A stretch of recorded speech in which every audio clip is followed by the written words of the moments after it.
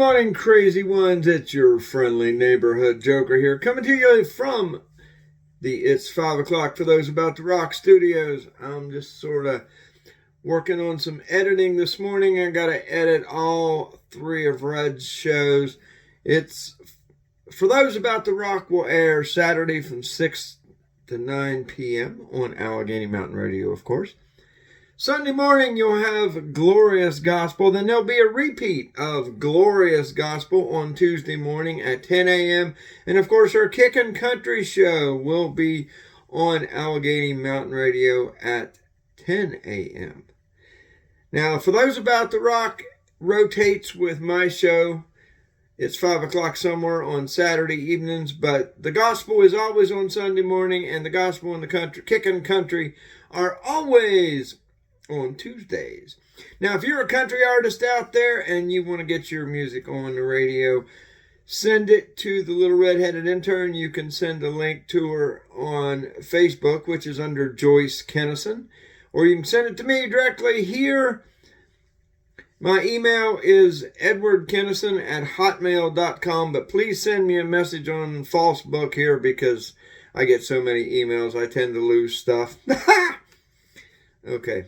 I lost my mind on email one time, but never mind. That's a different story. I got back from the doctor on Tuesday, and I've got good news, and I got bad news, sort of.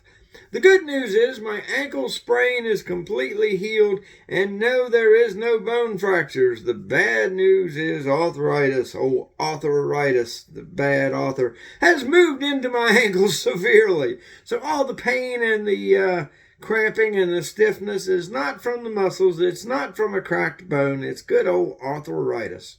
Damn emritis, boys, anyway.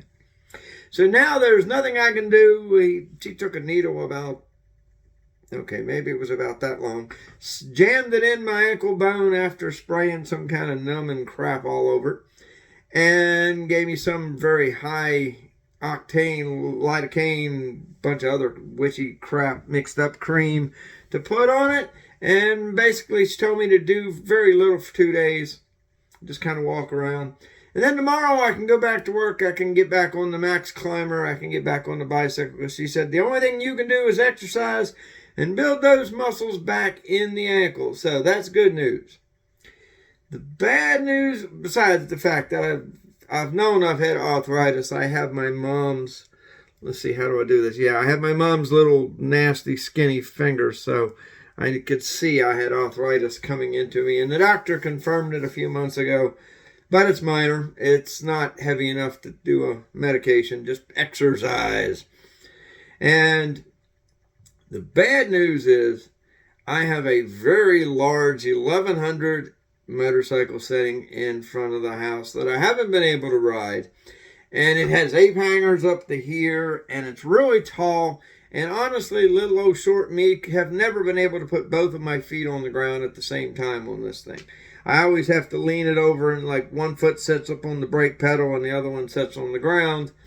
And I have decided that it's not really safe, which is what Red's been trying to tell me for a while, to be riding this huge monster thing. So, and especially now, I cannot lean over on my right foot on a motorcycle or a bicycle unless it's an emergency. It just doesn't work. My habit is to always lean on my left foot, which is now my bad foot.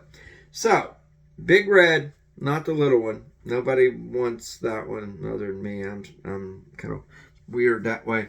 But Big Red is up for sale on Facebook Marketplace. So, there we go. I'm going to sell it. Maybe later on I'll get me a trike. I can't drop one of those. I can still hit things, but I can't drop it. I've looked at slingshots, but I don't know. They look like fun to drive, but I don't know. They're not a motorcycle. Boy, are they expensive. So, that is pretty much where I am at right now. I have been working with a couple musicians that I used to work before, wink, wink. And we're talking about redoing some old songs. I'm also sharing a couple new country songs with one of them to see. Because I wrote a couple country songs, strangely enough, from a female perspective. So we may look into seeing if we can turn them into actual songs because I just do lyrics mostly and sometimes a melody. And we'll see if we can turn them in, because my friend has a couple female singers that works with, that might be interested into doing a couple country songs. So we shall see what happens. Of course, the poetry book is still chugging along. I am digging through some really old blog sites that I had way back in like 2002. Anybody remember 2002? I can't remember yesterday. A mind is a terrible thing to waste. That's why I've spent so many years and so much money wasting mine. Anyway, the book is getting near the end. Still working on finding a cover photograph. I seen one that a local artist had painted that I liked, but I have not got to see it yet, so we are still going to there. I also know several other artists that I could use if this one doesn't work out. So there you go. And now I have the dilemma on what to do next. Now, I know a lot of people wanted a second West Virginia novel. I do not have one ready. I have one started, but it is a long way from ready. I'm barely into the second chapter, and I write by hand when I do my first draft. Yes, I know, I'm old. I don't know, something about my typing is terrible. So I can go a lot faster, and it just feels normal. Every novel I've ever written, I've written by hand first, and then I type it up. So what I imagine I'll do once the poetry book is finished, it should be finished before the end of 2025 at the rate I'm going, unless some catastrophe happens. I have a new computer here, so we should be able... We shouldn't have any computer problems. We got the recording problems all fixed up, and so everything seems to be good there.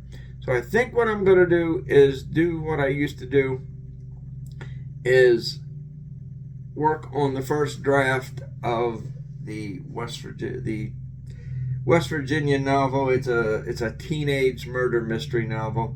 It takes place in 1975.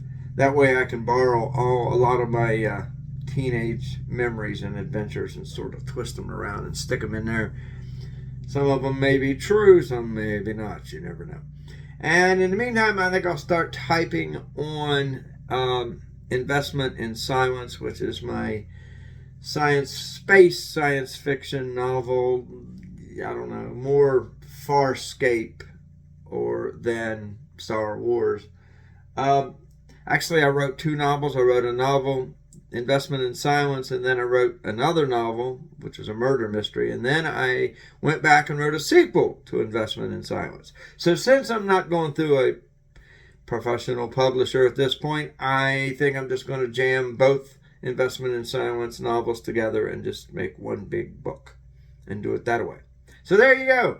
I will be in Pocahontas County for Pioneer Days. You can hit me up on Facebook. If you see me in person, bring your book to town for Pioneer Days. I'll sign it if you want.